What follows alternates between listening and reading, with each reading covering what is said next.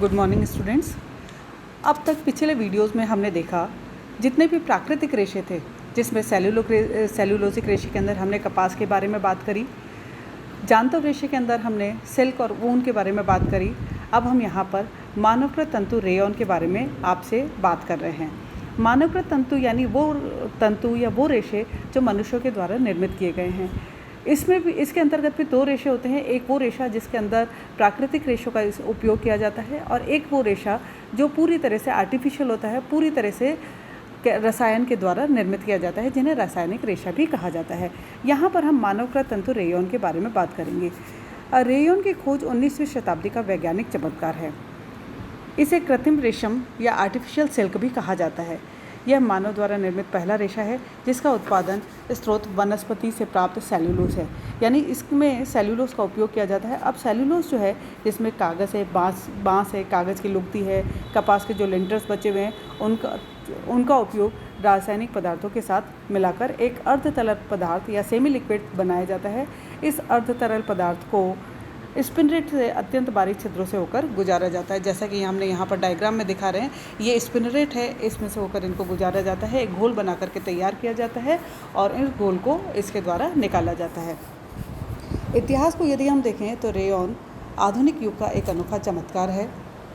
Silk जैसे सुंदर, आकर्षक और वैभवशाली वस्त्र जो केवल कुछ ही धनाढ्य वर्गों के उपयोग तक सीमित थे, वैज्ञानिकों के प्रयास और प्रयोगों के द्वारा निर्मित रेयॉन अब सभी आय के वर्गों के लिए उपलब्ध है। इसका मूल्य रेशमी वस्त्रों की अपेक्षा काफ़ी कम होता है। इससे बने परिधान हल्के, कोमल, ऐश्वर्य से युक्त होते हैं।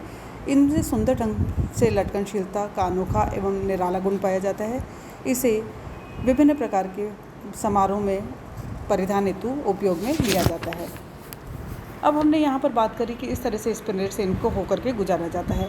रेयॉन के प्रकार की हम बात करें तो रेयॉन को बनाने की विधियों के आधार पर मुख्यतः इन्हें दो भागों में विभाजित किया जाता है। पहला यहाँ पर हम देख रहे हैं पुनर्निर्मित सेल्यूलोज रेयॉन, यानी रीजनरेटेड सेल्यूलोज रेयॉन है, और दूसरा है सेल्यूलोज एसीटेट रेयॉन, यानी सेल्यूलोज एसीटेट रेयॉन जैसे कहा जाता है। अब जो पुनर्निर्मित रेयॉन है, पुनर्निर्मित सेल्यूलोज रेयॉन है, इसको भी हम पुनः तीन भागों में, इसके तीन प्रकार से रेयॉन बनाए जाते हैं। इसको हम तीन भागों में इस तरह से डिवाइड करते हैं। पहला होता है नाइट्रोसेल्यूलोज रेयॉन, दूसरा है क्यूप्रामोनियम रेयॉन और तीसरा है विस्कस रेयॉन। अब यहाँ पर हम बात करें कि नाइट्रोसेल्यूलोज रेयॉन की जो विधि है, किस तरह से इसे बनाया जाता है। नाइट्रोसेल्यूलोज विधि द्वारा रेयॉन का जो निर्माण किया जाता है, उसमें सर्वप्रथम फ्रांसीसी वैज्ञानिक काउंट हिलेरी यानी ने 1884 में रेयॉन का आविष्कार किया था, इसलिए इन्हें रेयॉन का पिता या फादर ऑफ द रेयॉन भी कहा जाता है।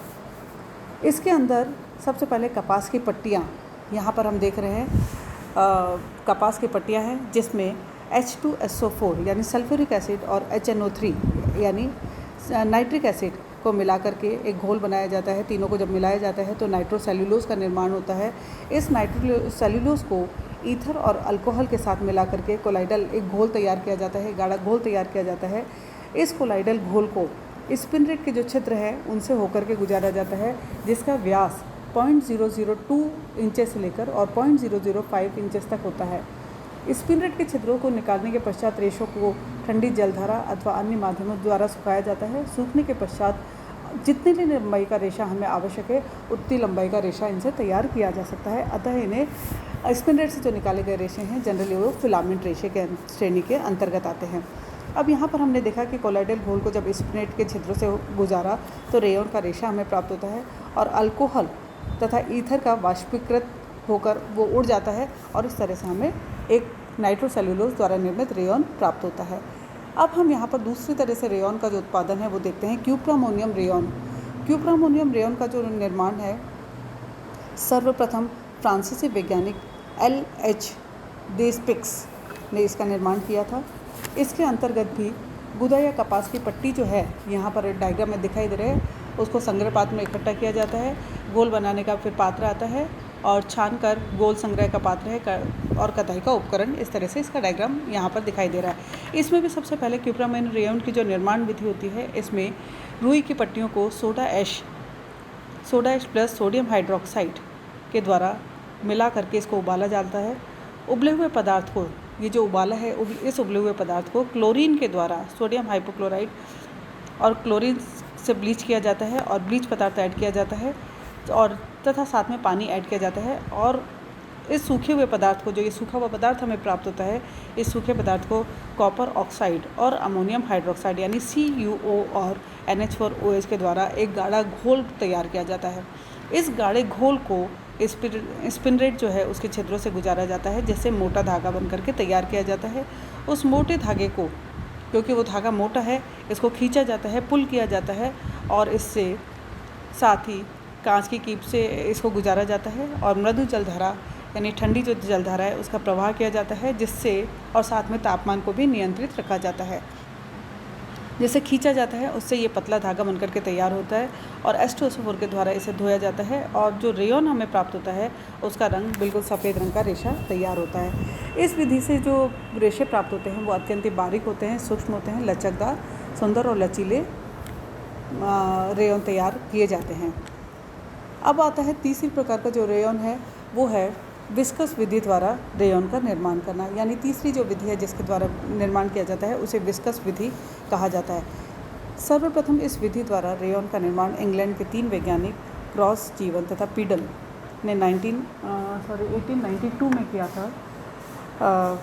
यह विधि बहुत ही सस्ती है और साथ ही इस विधि द्वारा निर्मित रेयॉन उत्कृष्ट श्रेणी के होते हैं।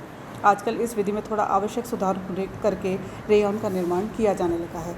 इसके अंदर भी यहाँ पर हम डायग्राम के द्वारा दिखा रहे हैं कि लकड़ी तथा बांस की जो लुगदी है तथा कपास की पट्टियाँ हैं और सोडियम हाइड्रोक्लोराइड इसके द्वारा इस एक घोल तैयार किया जाता है जो एक क्षारीय सेलुलोज मिलकर के तैयार होता है।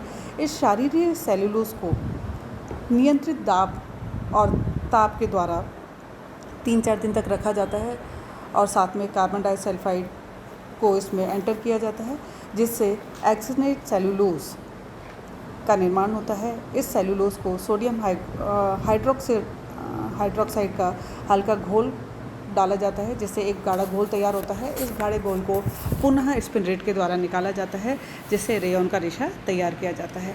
अब हम बात करें दूसरे प्रकार का जो रेयॉन था, ये जो acetate cellulose rayon. Acetate cellulose rayon जो है इसका निर्माण भी वैज्ञानिकों हेनरी और ड्रेफन द्वारा किया गया। सन 1914 में सर्वप्रथम हेनरी व ड्रेफन द्वारा इस विधि से रेयॉन का निर्माण किया गया था। इससे पूर्व सन 1869 में अंग्रेजी वैज्ञानिक मार्डिन और शुडबर्गर ने सेलुलोज एसीटेट विधि से रेयॉन निर्माण करने का प्रयास भी किया था। इसके अंदर भी कपास के लिंटर्स जो हैं कपास के लिंटर्स का उपयोग किया जाता है। हेनरी और ड्रेफन ने जिस विधि से रेयॉन निर्माण किया वह पुनर्निर्मित सेलुलोज नहीं था, बल्कि सेलुलोज एसिटिक अम्ल और सेलुलोज एसीटेट का मिश्रण था। इसलिए पुनर्निर्मित रेयॉन एवं सेलुलोज एसीटेट रेयॉन के गुण व रासायनिक स्वभाव में भी अंतर पाया जाता है।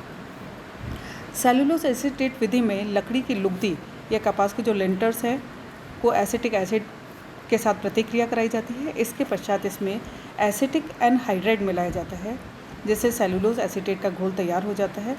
इस घोल को ठंडे पानी में डाल दिया जाता है। फलस्वरूप सेलुलोज एसीटेट का सफ़ेद फ्लैक्स निर्मित होते हैं।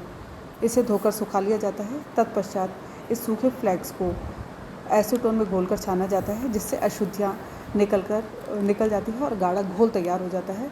इस गाढ़े घोल को नियंत्रित ताप और दाब के साथ स्पिनरेट के बारीक व्यास के छिद्रों से होकर निकाला जाता है। साथ ही कमरे में भाप प्रवाहित की जाती है। इससे एसीटोन उड़ जाता है और रेयॉन का बारीक रेशा बनकर के तैयार हो जाता है। Thank you.